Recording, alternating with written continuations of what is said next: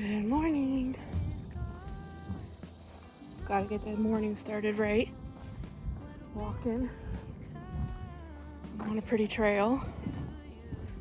I started the morning off with a banana. I got my water in the car. And I have a protein bar in there in case I need it after the walk. But I was having really bad heart palpitations. Like severe. Like worse than when I had anxiety. And I was like, what is going on? So I did a little research, and potassium. If your potassium is really, really low, heart palpitations can be really bad. So I started eating bananas when I first get up in the morning. And man, oh man, has that made a huge difference. So I think my potassium is really low after surgery because I'm just not intaking enough for anything. So sometimes it's a struggle to even just get a whole banana down.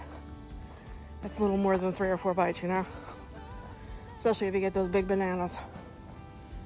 But I find as soon as I get up, before I start drinking water, doing any of that, if I eat a banana, I can usually almost get the whole thing down. So it's great. So, started the morning with my banana. Like I said, I'm starting my water, and I got a protein bar in case I need it after the walk. I'm gonna try to get a mile out and a mile in. So at least 2 miles today. So the hot bugs are singing. Can you hear them? It's gonna be a hot one today. So I'm out super early on this beautiful trail before the sun gets too high and it gets too hot to do anything.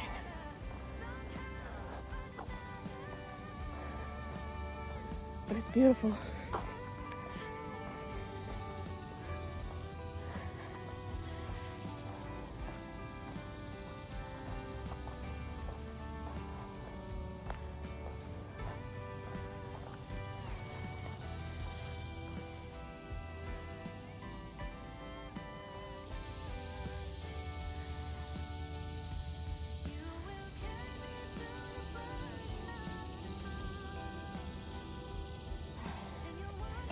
There's a bench at the mile marker. So I'm sitting here for a minute and then gonna walk back. I just checked my stats. Took me 32 minutes, but I veered off a little. As you saw in the footage, I saw water, so I walked down this other path so I can get down to it. So I kind of veered off the trail a little, and I went off trail and explored a little. So I think if I didn't do that, I think my time is about 24 minutes to walk a mile. I'm getting a little quicker. It's not so bad. But it took me 32 minutes to get here because I went off-roading. So I'm just gonna rest here for a few minutes, and then I'm gonna walk the mile back to the car and try not to go off-roading. There's a whole bunch of trails that like peak off of the trail that I'm on. They're just really heavily wooded. This is more open, and I'm a little nervous about ticks because I think this is where I got my tick that gave me Rocky Mountain spotted fever, because I walk this park often. So I'm trying to stay on trail. It's the off-roading that gets me in trouble. So I'm gonna rest and then head back.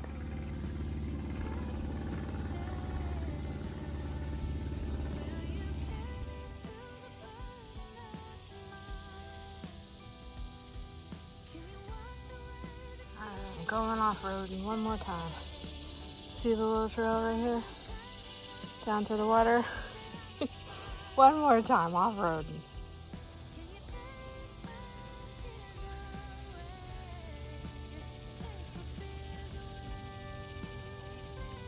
Alright, I'm back to the car. how red my face is. It got really hot.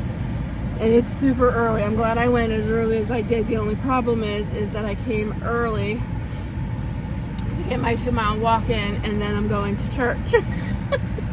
It is Sunday morning. I'm definitely gonna have to eat my protein bar. This has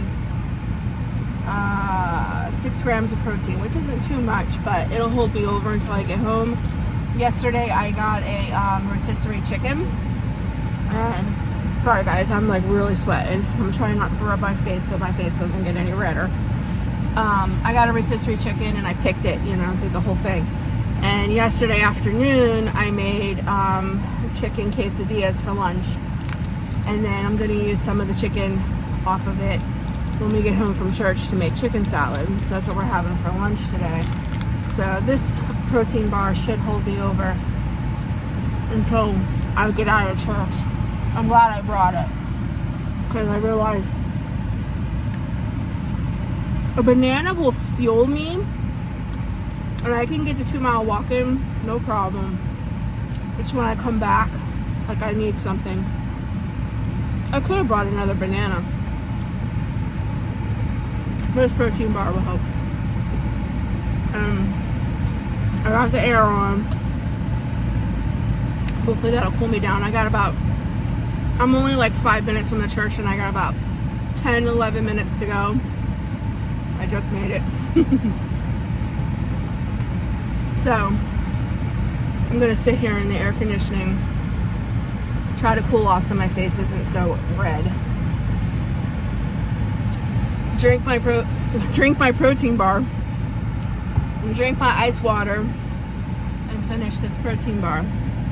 But I feel so much better, guys. So I weighed myself this morning. I am down 100 pounds, and that's why I'm making this video, because I've had lots of requests to show more about my weight loss.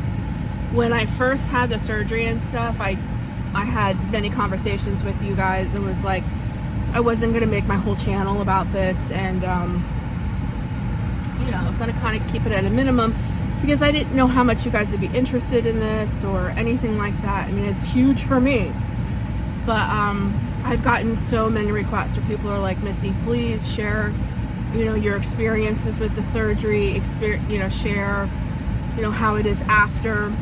This month on the 22nd, August 22nd, it'll be 4 months for me. So, you know, there's been a lot of, almost every week there's changes. So maybe we'll get into it a little different time. But to be able to walk miles now, I can't wait till I get to the point where I can walk 5. I used to be able to walk like 3. I'd say 3.5, almost 4 years ago. I used to be able to walk 5 miles. I'm not there yet. But just being able to do the 2 miles it's life-changing.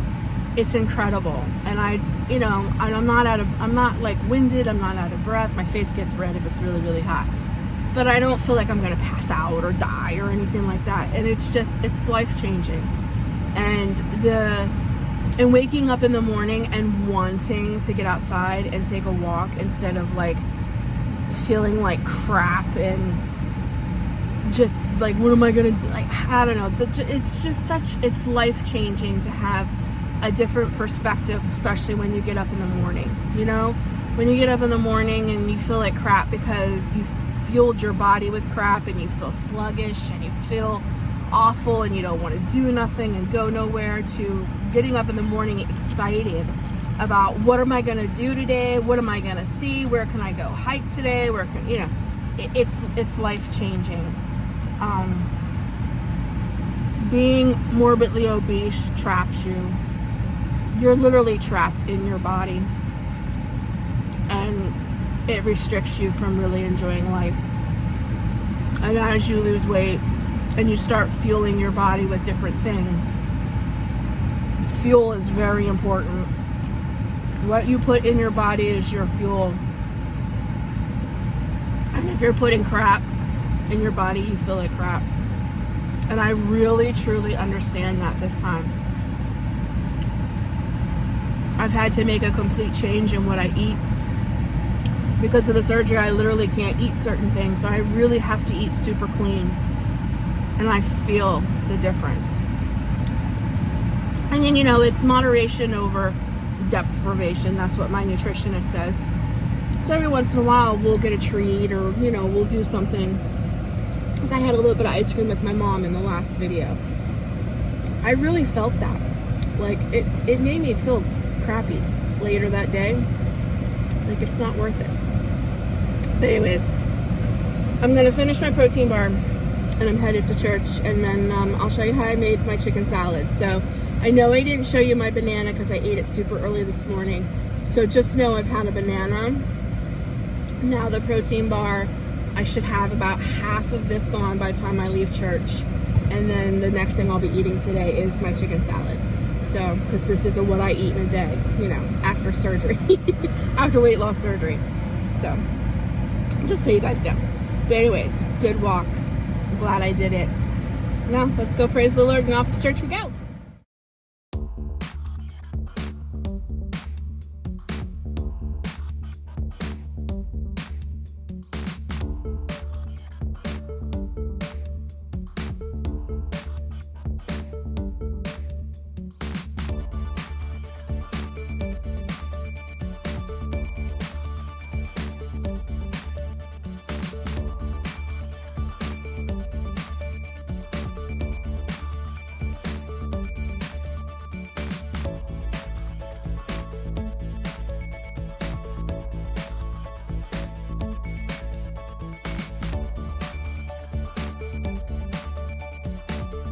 Mom, making fried zucchini.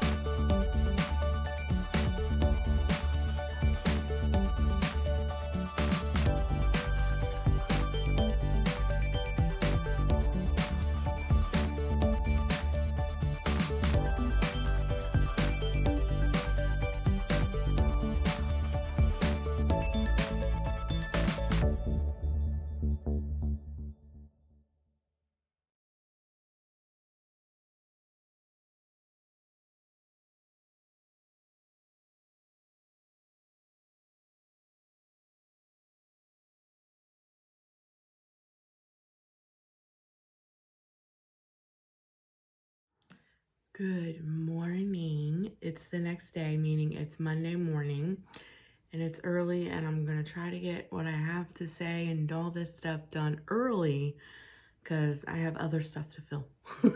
So I want to get this done so that I can get this edited and up for you guys, because my normal uploading schedule, I think is what I wanted to say, is Sundays and Thursdays. And because I was actually filming Sunday, I had to wait till this morning. So I wanted just to talk to you guys for a few minutes here at the end to tell you a little bit about my experience with weight loss surgery.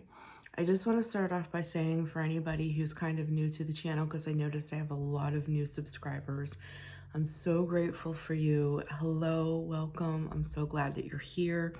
Or for anybody that, you know, saw the title of the video and popped in because they're considering weight loss surgery, or maybe they're just at the beginning stages of their weight loss surgery. Or maybe not even surgery, just weight loss in general. So I just want to start off by prefacing by saying I have been overweight my entire life. I don't want to make this video, this ending portion of the video, super long, but I do want to give you just a little tiny bit of how I came to the place where I decided weight loss surgery was correct for me. For anybody that's kind of like trying to move this along in their own head. I've been overweight my entire life. I got overweight. I don't want to blame me being obese on other people, but there are circumstances, and unless you've been overweight, you may not relate. You may not understand. I may get some crazy comments. I've already got crazy comments from other videos.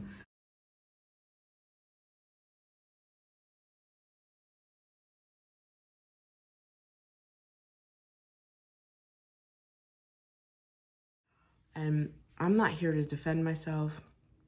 And unless you walk a day in my shoes, you may not understand. And that's okay. If you don't understand, I'd rather you just be ignorant about it instead of leaving ignorant comments.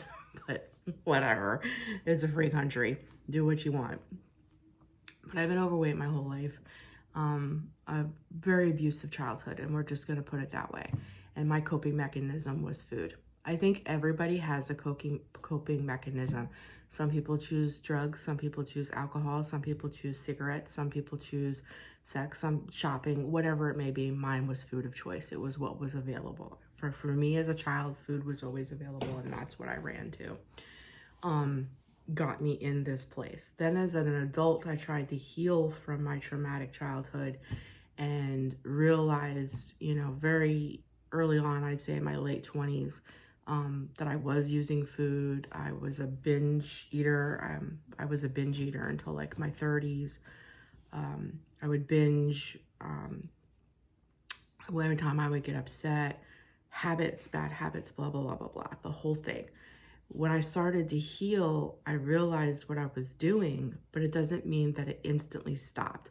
It's just like an alcoholic or a drug addict. They know what they're doing to their body and what they're doing is wrong, but they're physically and mentally addicted to that thing, to that behavior. It's not just the drug and the alcohol, it's the lifestyle, it's the dopamine drop that you get when you do those things. It's the daily routines. It's everything. It's more than just the substance. It's the lifestyle that's all around it too. And I have struggled with this off and on my whole entire adult life, trying to help myself and fix it. So in my adult life, I have done everything you can think of diet-wise. I'm not even going to go there and list all of it. I've lost 150 pounds. I've lost 60 pounds. I've lost 80 pounds. I've lost another 100 pounds. And then I would keep it off for a little bit, and then I would gain it all back. Because I never fixed the lifestyle and my mental thing and the whole thing, all of it. A couple years ago, I lost the most significant amount of weight of my life, which was like 158 pounds. I fell in love with nature. I started hiking. It radically and totally changed my life. In 2020, I developed extreme anxiety and depression and didn't leave my house for 9 months. That's a whole nother story in itself, but in that time is where I lost a significant amount of weight because I couldn't eat at all. I would go days without eating because my stomach was such a mess from anxiety. But that's neither here nor there. When I was recovering from this, it was very important that I stuck to a routine, and my routine was walking every single day, making sure I got in my car and I drove every single day because I didn't leave my house for 9 months. So making myself leave, taking back my power, driving, walking, doing things alone, all of that stuff was really important to my recovery. We decided to move here to be closer to family. For other, you know, there's all reasons that none of that has to do with my weight loss. I'm not including all of that, but just know that there's reasons why we moved here and things of that nature. But got here, didn't have a car. I lost my routine. I didn't have a car for a whole year. My mom did her best, and I really appreciate it. But it wasn't the same. It wasn't my routine. I wasn't finding my spots. I wasn't creating something sustainable for me and blah, blah, blah, blah, blah. And I slipped into a really bad depression again. And in that depression, I gained back all of that weight. So I shouldn't say all of it because my heaviest in PA was 535. My heaviest here was 490. That's where I started at, 490. So I didn't gain all of it back, but I gained almost all of it back. And then I just got to the place like, what am I doing? What am I doing? So that's when I started to seek help outside of myself. April 22nd of 2025, I had a robotic vertical sleeve, a VSG. Prior to surgery, I had to lose weight, and I actually started this journey. My appointment was October 31st. That was my October 31st of 2024. That was my official first visit with a surgeon, and her saying, yes, I do think weight loss surgery would be very good in your case. So in reality, November 1st is when I really started my journey. I bought a bike, and I'll try to insert some clips. Some of these clips I might have to take from like my TikTok and stuff like that. So they might be vertical, up and down instead of horizontal. But I bought an exercise bike and I started my journey because I was required to lose some weight before surgery.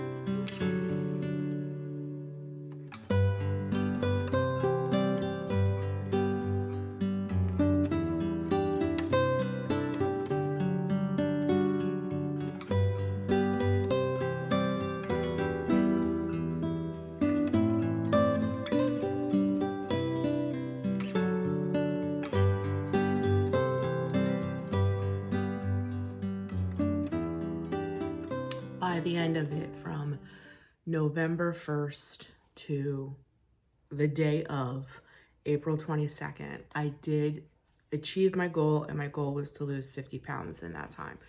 And I did. I think I was just shy, like maybe a couple ounces shy of losing 50 pounds. So I did achieve my goal, and the surgeon was thrilled with that. And I had my surgery. I have a video, I can link it down below, to do a 21-day fast of no food. It had to be all liquid. So I was on a liquid diet for 21 days to shrink your stomach and my liver for surgery. So I didn't go to Easter dinner and all that. So I kind of included some of those clips and how I was feeling the morning of and then right after surgery. So I did document that. So I can link that video down below if you're at all interested. But the surgery wasn't that bad. Now, I just want to put it out there. I said this in a prior video. Everybody's experience with weight loss surgery is individualized. It's very individual. Some people wake up, excuse me, I took 3 bites of this banana and I'm already, I'm shocked my nose isn't running. Some people wake up from surgery and are in horrific pain. I've had 2 cesareans, 2 C-sections with my kids.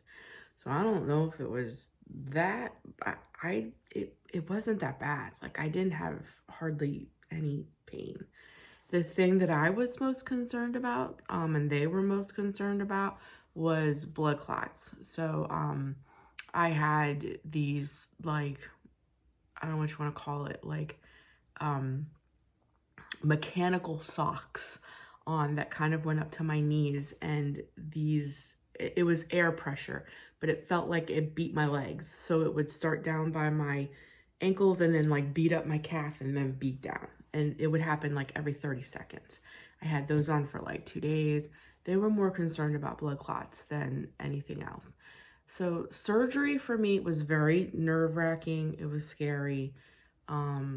They did give me a sedative before they wheeled me into the emergency room, the operating room. So by the time I left where I was being prepped for surgery to the actual surgery room, I was pretty like, they talked to me for a few seconds, and then the next thing I know, I was in recovery. Recovery was awful for me.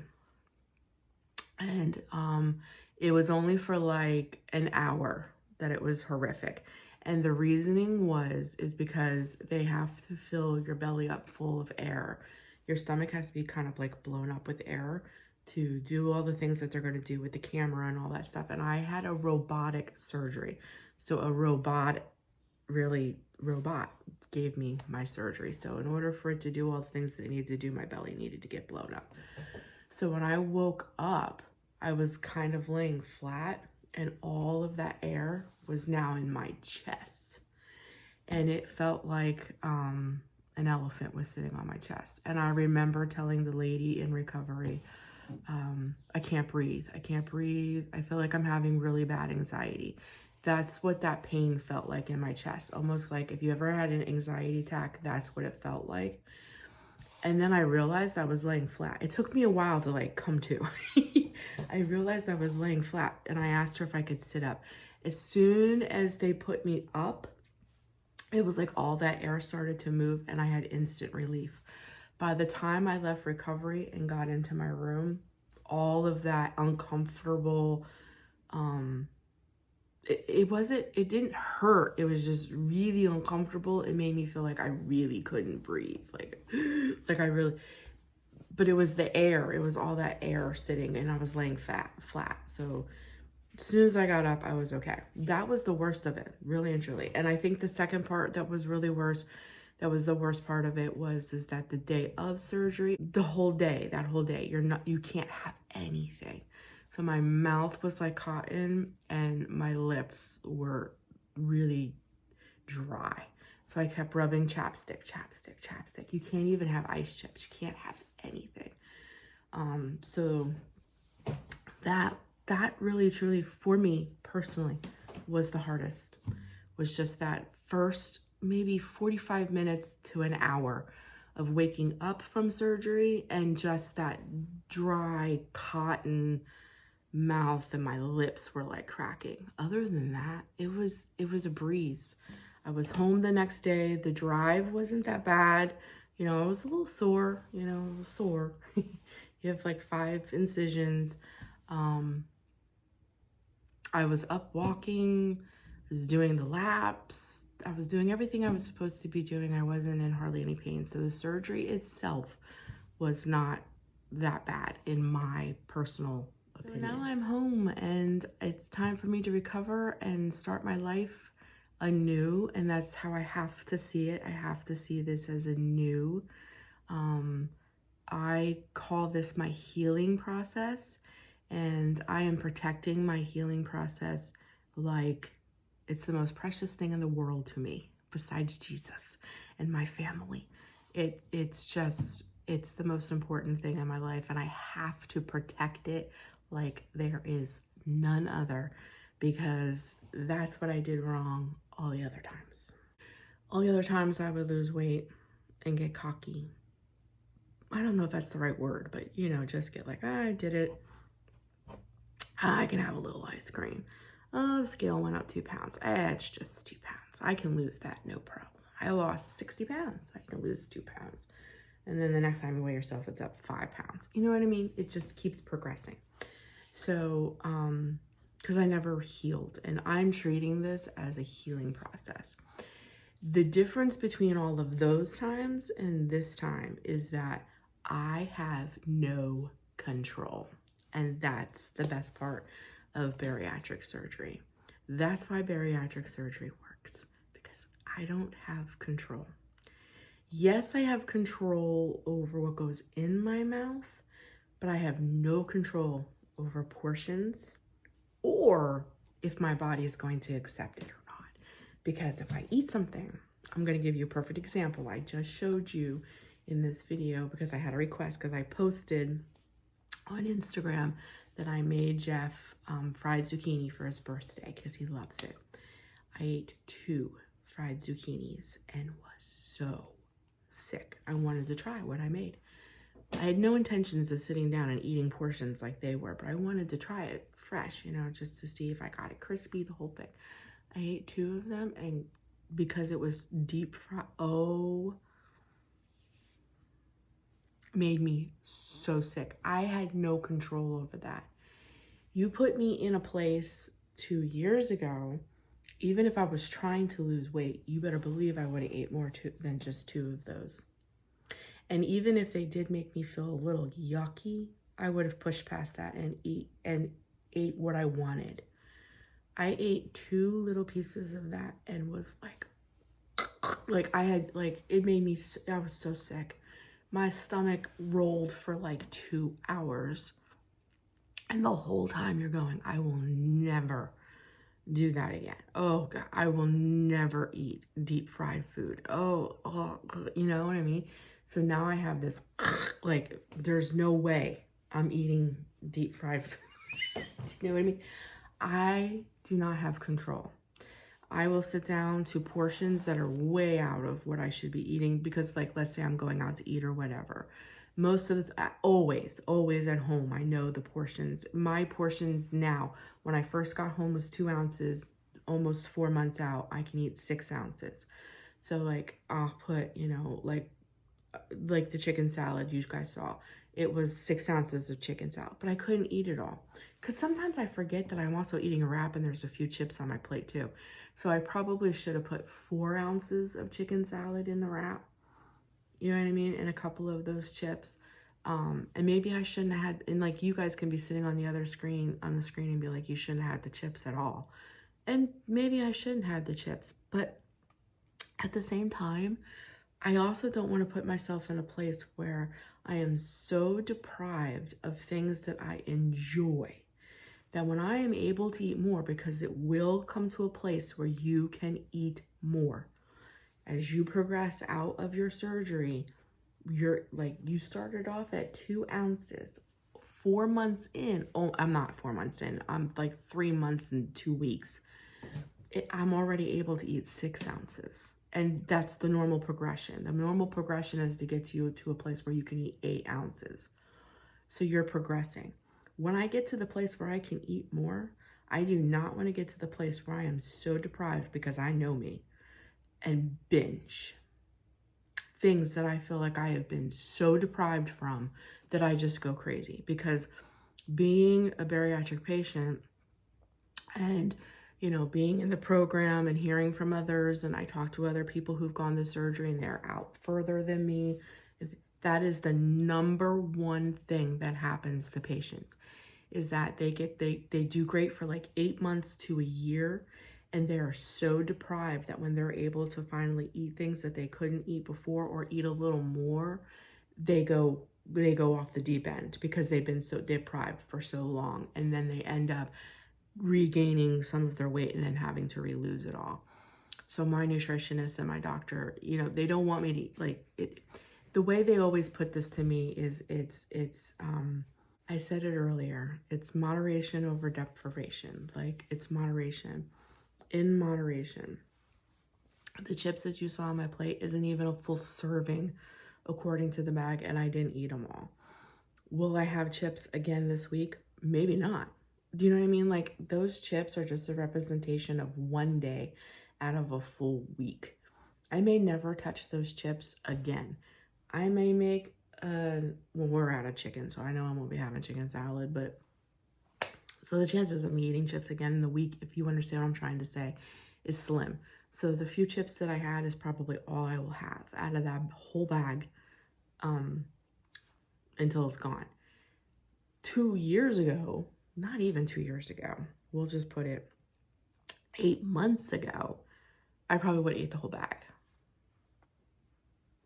So that's where I'm trying to say, like, this is where we're at. Like, I went to not even eating a full serving of chips with my chicken salad to just a few months ago eating a whole bag of chips. But I literally have no control over that. Where I don't have control because there's just no way my pouch can handle a whole pack of chips, I think I would die. I have no control over that. And it changes the brain because you have physical limitations. This is why the surgery works. I am physically limited. And then because I'm physically limited and it's changing my eating habits, it's literally changing the way I can eat. Like I could eat fried zucchini. I could devour a whole plate of fried zucchini, no problem. Now I am physically unable. And not only am I physically unable, but it made me sick. And it did something in my brain where I'm like, nope, I will never touch that again. Do you know what I mean? It changes your brain. And then you're sitting there and you're like, that made me physically sick. And now I'm disgusted by it. I'm repulsed by it. And let me tell you, my little pouch gets queasy over the stupidest things. Even stuff I see sometimes on commercials makes my stomach go, like it'll flop, it'll roll. And like, I'll feel like I'll go, oh, yeah, you know what I mean? I get the same way with eggs. Sometimes I can eat eggs, sometimes I can't. It's whatever the pouch wants. I don't have control. And because I don't have control, I'm losing weight, but it's also changing my brain. And I'm also like in the process of it learning that food is fuel, because when I do not fuel my body, because listen, I'm going to be honest with you, when they cut like 90% of your stomach away, they take the portion that kind of controls like your hunger and your urges and all that. So with that being gone, a lot of the times I'm just not hungry and I could just not eat. I could just like, I don't know, it's the weirdest thing. Like I could care less whether I eat or not. But you have to eat. You have to eat your protein. You have to drink your water. Because I've done it. I've gotten to places where I'm just like, because I'm also going through menopause and I also have Hashimoto's. So I'm also in a place too where I get very exhausted very quickly. So I'll like rest and sleep, and I know in my brain like I should be eating, but I'm not that hungry. So I'll just kind of I'll just skip it. An hour later, yeah, I wish I would have got up, because I've learned through this that food is fuel. And if I'm not fueling my body so my body has something to burn, I feel awful. And if I eat something that I shouldn't eat, not that I shouldn't, because even my nutritionist said nothing is off limits. Don't do that to yourself, because as soon as you do that to yourself, you're setting yourself up to a place to binge and all that. It's not that I shouldn't. It's just like, is it the best thing for me right now in this moment? You know, a whole bag of chips is not. We'll just put it that way. You know, eating a whole ice cream is not, you know. But when I do, you know, we'll just use the word indulge, treat myself, whatever. I usually don't feel good. And understanding how that food makes me feel over eating fresh green beans and some strawberries, or you know, I get a rotisserie chicken and just eat just chicken, just a little bit of chicken in my hand, high protein, high fiber, green, clean food makes me feel so energized, so different. Even my thoughts are clearer. I don't know how to explain it over eating processed junk, you know, how that makes me feel. So it's healing. I don't know if I'm explaining this right. I don't know if I'm articulating it well, and I don't want to make this video super long at the end, but I do want to give the best that I can to those who are interested. I know this may not interest everybody, and if it doesn't, you just click off, because I'm just going to keep rambling.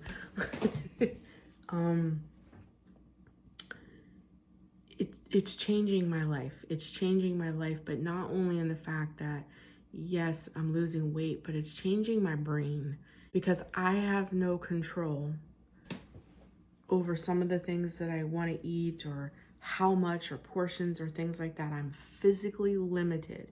I cannot push past them or I will pay a huge price. And that price ain't worth it.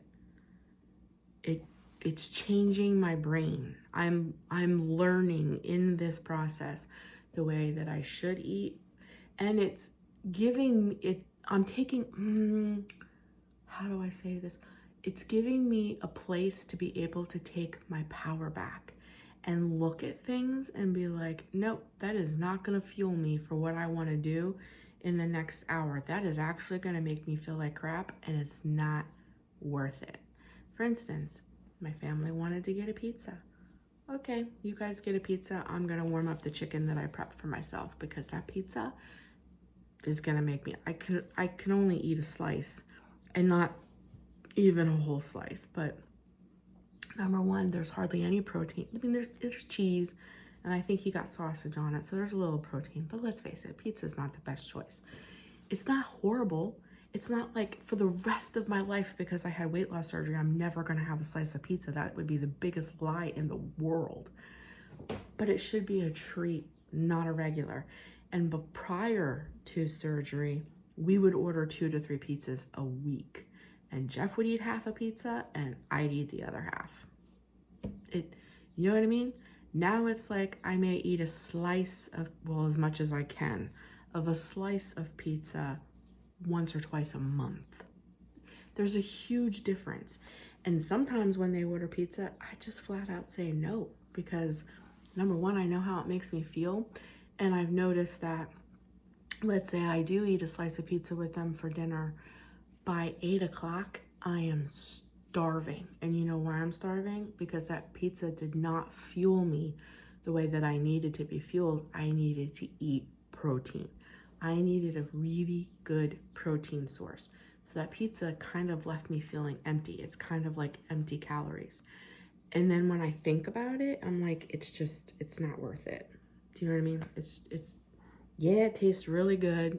It smells amazing when it arrives. I live in the pizza state. I live in New Jersey with real Italians. Like, it's pizza. It smells so good. But in the long end, I'm probably going to end up eating more, because I'm going to be starving at 8 o'clock and not be able to sleep because I didn't fuel my body with the protein it needed. I'm better off just eating something that I know, like fresh green beans, a nice 4-ounce piece of chicken, and some kind of starch, if you want to put it that way, or a carb that I need, but the kind of carbs that I want to be eating, like a sweet potato. I love sweet potatoes, and sweet potatoes are great for you. That will sustain me. And at 8 o'clock, I'm good. I'm not starving. I'm not looking for something. I can close my eyes and go to sleep. Those kinds of things I am learning. So I'm going to start talking about that and just tell you that every week I'm learning new things. I'm learning new things about my body, and I'm learning a lot about good decision making. I'm not going to put a label on food. What's bad, what's good. You shouldn't do that. That's bad, bad, bad, bad. Because when you do that stuff, you're setting yourself up for failure. So in my eyes, no food is bad. But is it the best decision for me right now in the moment? That's what I'm learning. So I'm going to start talking now about the bad parts of bariatric surgery. And I only have a few, but just keep in mind, I'm only a few months in. The only thing that I can say that I really, right now in this moment, I'm losing my hair pretty bad. I don't know if you guys have noticed, but I've been wearing a lot of ball caps, and my hair is usually always pulled up because and I wear sunglasses to kind of hide it too. But I am losing my hair pretty bad. They told me this was gonna happen.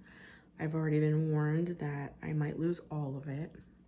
I'm very, very nervous about that. And that is because of the huge, number one, your body goes through major shock from the surgery. And number two, you are just not taking in enough calorie intake and caloric vitamins, and then your hair's the one that's gonna kind of suffer for that. So I'm having some issues right now with my hair, and being a plus size person, it does a little something something to me sometimes with my self-image and all that, but I just keep telling myself it's just hair and it'll grow back. After a few months it'll grow back. So I'm just kind of riding this out, see how it goes. And another thing that I think that very personal to me, even if you are overweight, it doesn't mean that you might struggle this way. But one of the things that I struggle with still to this day, and it drives me crazy, is I have head hunger. So I even said it to Jeff yesterday when I was eating the chicken salad. By the time I got home from church, I was starving. And I made that chicken salad and I could only eat, as you saw on the plate, I'd say half of that chicken salad wrap. And I mentally wanted to finish that because I felt starving. Physically, if I would have put one more bite of that sandwich in my body, I would have been uncomfortable for hours. It physically has nowhere to go. Once your pouch is full, if you overeat, food will literally sit right here because it physically cannot go into the pouch. And it is the most uncomfortable feeling. And if you are someone who has a very iron, strong stomach, like I do, you can't even make yourself purge it up. But that's all you want to do is purge. You want to get rid of it because you're so uncomfortable. That is called the dumping syndrome. Other people have the dumping syndrome so bad that if they do something like that, they are for sure going to be vomiting. Some people, they have it so bad that it doesn't even mean like if they overate. Sometimes it's just textures of food will make them vomit. I have texture issues, like eggs is a big one. Sometimes the pouch is okay with eggs and other times we're like, so it's a texture thing. I get the and just can't eat it, but I never purged. I've only had the dumping syndrome one time in my almost 4 months post-op, and that was with a very dry piece of chicken. I don't think I was so hungry. I don't think I chewed it properly because after you have bariatric surgery, you really have to chew your food. And I think I just swallowed it because I was so hungry, and that puppy came right back up. And that was the only time. So other people have the dumping syndrome pretty bad. There are days where I wish I could bring something up that maybe I overate or just is not sitting with the pouch. And a weird thing too, just like the eggs, is let's say today I had oatmeal. I had protein oatmeal. I had my 3-4 bites, sat with me great, fueled me for the whole morning. I did fantastic. The next day I'm like, we're gonna do that again. Take my 3 or 4 bites and it makes me so sick. Just because you had it the day before does not mean the next day you're gonna be able to eat it. So it's things like that is the only thing that in my personal experience has been a little ick. Just not recognizing from the beginning some of my I know my full cues now, so I cut it off. But a little bit in the beginning, I did not know my full cues, and I overdid it a little, and woo, I learned real quick why you don't overeat after bariatric surgery, and now I avoid it at all costs. So in my brain, we already have it wired that I eat 80% full and stop, because it takes your stomach a little bit to realize that it's got food in there. So 80%, I don't eat till I am full. I eat 80% and stop. And in about 20 minutes, we know we're full. And if I do over that, I'm in trouble for like 2 hours. So it really is just like the hair loss. Fatigue. I have a lot of fatigue because more so in the beginning, not so much now, but a lot in the beginning, but my body was healing. I just had major surgery. I just had 90% of an organ cut out. You know what I mean? So I had a lot of fatigue.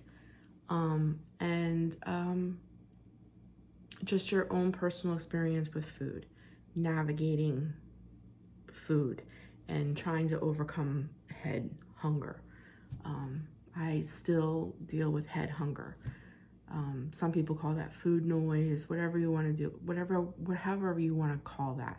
I still deal with head hunger, where I feel like, or it's not that I feel, I want to eat more of something. And it more so shows up for me when I'm with other people, because it literally takes me 2 minutes to eat. So if I'm out to eat with family, if I'm at a family function, everybody indulges for 45 minutes and I'm just sitting there watching everybody. That was really hard for me in the beginning. It's not so much now. I try to put myself in environments where we're outside or we're doing something other, we're somewhere where, okay, you're still eating, but I can enjoy other things around me or something. Or I simply just get up from the table and I start cleaning up. I just kind of remove myself from that. I'm learning as I go. But some of that can be a little difficult because then you're sitting there and you're watching everybody indulge. You're watching everybody eat bread, pasta, things like that, things that you really enjoyed before, and would give you the dopamine drop that you wanted. You know what I mean? And you're eating your salad, and you can only eat your 3 or 4 bites or whatever, your little piece of chicken, and everybody's just heaping stuff on their plate, and you're looking at what you ate and what's left on your plate, and you're kind of pushing it around with your fork, and you're like, oh, I really wish I could finish this, or I wish I could have a piece of that bread that everybody's having. It's that kind of thing. So I'm even learning in all of that. I said this in a prior video, it's okay to say no, because I don't like the way it makes me feel. So sometimes eating with other people and even family functions makes me feel uncomfortable. I don't like the way mentally where it puts me. So I have to sometimes just say no, because I don't like the way it makes me feel. I don't like the way that my thoughts come and all of that. And then another thing, I'm just gonna throw it out there. I know this is getting really long, but I really wanted to really just put all of this in a video as best I could. Is my family eats in front of the TV. Myself, Jeff, and Savannah. We have for years. We never sit at the table. We have one, and we do use it for other, when we have friends and family and stuff, we always sit there. And like when my mom comes over for lunch or whatever, that's where we sit and stuff. But as a family to eat dinner, we never sit at the table. It's something that we did since Jeff and I got married, and we never kind of implemented that. We always sit. We have our favorite TV shows, and it's like our thing. We put on Chicago Fire, and as a family, we watch Chicago Fire as we eat dinner and talk amongst each other about what's happening in the show and enjoying our dinner. You don't need to tell me how dysfunctional that is. I already know. So for me, what I noticed was after surgery, if I would sit down with my 6 ounces, but just like I sat down with 6 ounces of chicken salad, I couldn't finish that. If I sat down in front of the TV and I only got half my plate in, I would put my plate on the side table that sits next to my couch. And within 20, 25 minutes, I'd pick it back up again. and pick a little at it and see if I could eat a little more. And surprisingly, I could, because it was just mindless. It's just it's sitting there, it's staring at me. I didn't take care of it. They're still eating, the TV show's on. It felt right to pick it back up and try to eat more, even though the pouch told me we're done, we're full.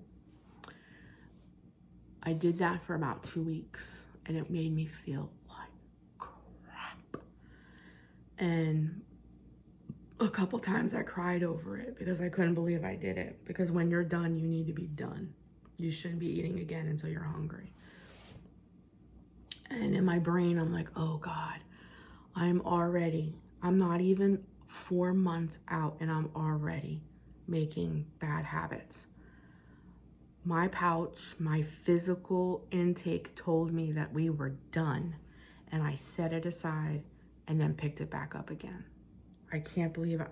And if I don't change this now, this is gonna become a new habit. This is gonna become a wired thing. So Jeff is not thrilled about it, but I started eating at the table. Our table is, like our living room is, you guys have seen, it's just one big room. So my table is in the living room. I can still see what's happening on the TV. I am still there. I'm just not on the couch and involved, but I have to eat at the table.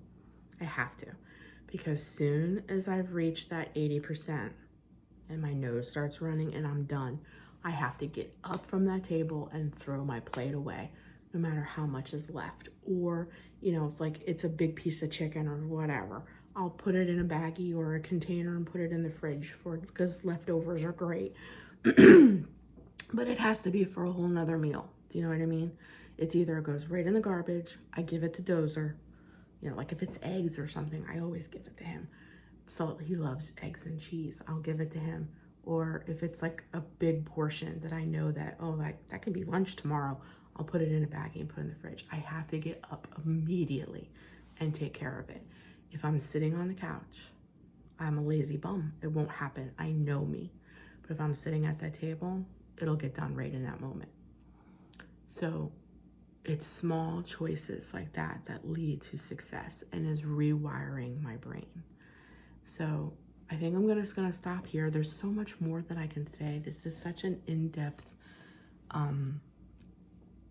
progress of life. It's life-altering, it's life-changing. Those few little things don't compare to the success that I'm having on the other end. And even if I lose all of my hair, I will not regret having weight loss surgery. The pros completely outweigh the few little cons that I deal with. And I know as the journey progresses and continues, I'm still going to learn. I'm still rewiring my brain. I'm still healing my relationship with food. This isn't a race. This is a lifelong event. I am always going to be healing my relationship with food and learning and coping and doing new things. So I hope that helps. I hope that answers questions that maybe you had. I can share more, you know, if you're interested, leave comments, whatever. I know I just talked a lot. It's so hard to condense everything that's going on in just a 10-minute little clip. How do you do that? I can't. But anyways, I hope it helped. I hope that made sense. I am officially down 100 pounds. This is how I'm celebrating. I'm not celebrating with food. I'm not celebrating with food. Most of my celebrations, oh, I did this. Let's go get my favorite ice cream. Nope, not celebrating by food. I celebrated with a walk that you saw at the beginning of the video. I went to church. I give God the glory. I am being healed in this process, and it is very, very important that I protect my healing with everything that I have. And that's the difference between now and other times that I have tried to lose weight. And thank you for being interested in my journey. I don't know what else to say. I know there's so much more to say. Sometimes it's so hard to sit in front of a camera and articulate everything that you want, that you think is important. There's so much that leads up to things that you think are important, and you feel like you need to fill people in and the backstory of it so they understand the decisions that you're making. And you know what that comes from? That comes from an abusive childhood, of me trying to over explain everything because of an abusive childhood. And this feeling sometimes of the comments and things that I get, and I'm just so tired of it. Like, I don't want to over explain myself. So maybe when I edit, I'll take some of this out so that it isn't so long. So if I say some things and you don't understand why I'm doing what I'm doing, just know that I may have edited out some stuff where I over explained, because I have this problem of over explaining. And being in therapy and stuff, I've learned it's from abusive childhood, and feeling like you're misunderstood, and never being asked about your feelings and how you're doing and your emotions. So when you get a chance to share how you're feeling, how you're doing, how things are going, you overshare, because you have a moment to release something that's kind of in there but nobody really cared about. I hope that makes sense. I'm learning so much. It really sucks that most people spend their entire adult life getting over their 14, 15, 16-year-old childhood. It's sad, but it's reality. Anyways, I need to shut up now. So anyways, I hope this helped. I'm down 100 pounds. And I have a long road ahead of me. I have enough. I'm hoping in the next 6 months, 7 months, to lose another 100 pounds. I have a lot to still lose, guys. I am still considered morbidly obese, even though I've already lost 100 pounds. But 100 pounds is 100 pounds. I'm so grateful. I'm so thankful. And I'm going to protect it with everything that I have and keep going. Okay, so I'm officially going now. I'm done talking. I love you, but Jesus loves you so much more. And please be kind to me in the comments, really and truly. I'm trying to protect my healing. You may not agree with everything I say, and that's okay. And you're entitled to your own opinion, and I'm entitled to my own opinion, but you're not walking in my shoes, and I have not exposed or told you everything. Just know that there's so much subcontext to what's happening and going on in my life that led me to where I am and to what I'm going through now. Please understand that there's more to the story. But anyways, I love you. Jesus loves you so much more. I'll be talking to you in another one. And if you have any more questions or want to know more things, please leave them down in the comments. And maybe in a few months from now, when I have another, milestone, I'll make another one of these videos. But until then, take care of you. I'll talk to you another one. Bye.